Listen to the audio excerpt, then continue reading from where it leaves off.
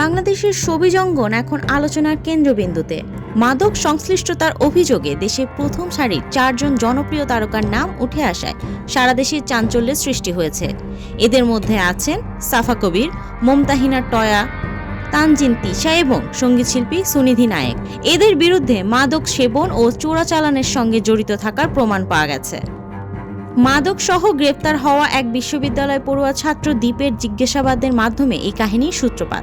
North south বিশ্ববিদ্যালয়ের সাবেক ছাত্র দীপ মাদক চোরাচালানের সঙ্গে সরাসরি জড়িত ছিলেন বলে প্রমাণিত হয়। তার মোবাইল ফোনের কল লিস্ট এবং হোয়াটসঅ্যাপ চ্যাটিংয়ে বেশ কয়েকজন তারকার মাদক অর্ডারের তথ্য পাওয়া গেছে। সূত্র জানায়, দীপ পরিচালিত একটি হোয়াটসঅ্যাপ গ্রুপের মাধ্যমে অভিনেত্রী সাফা কবির, টয়া, তানজিন তিশা এবং সঙ্গীতশিল্পী সুনিধি নায়েক নিয়মিত মাদক অর্ডার করতেন।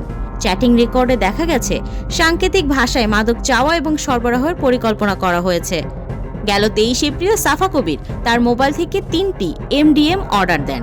5 সেপ্টেম্বর টয়া একই গ্রুপে 5টি এমডিএম এর অর্ডার দেন। তানজিন তিশার নম্বরটি তার মা উম্মে সালমান নামে নিবন্ধিত হলেও চ্যাটিংয়ে মাদক সংক্রান্ত বার্তা পাওয়া গেছে।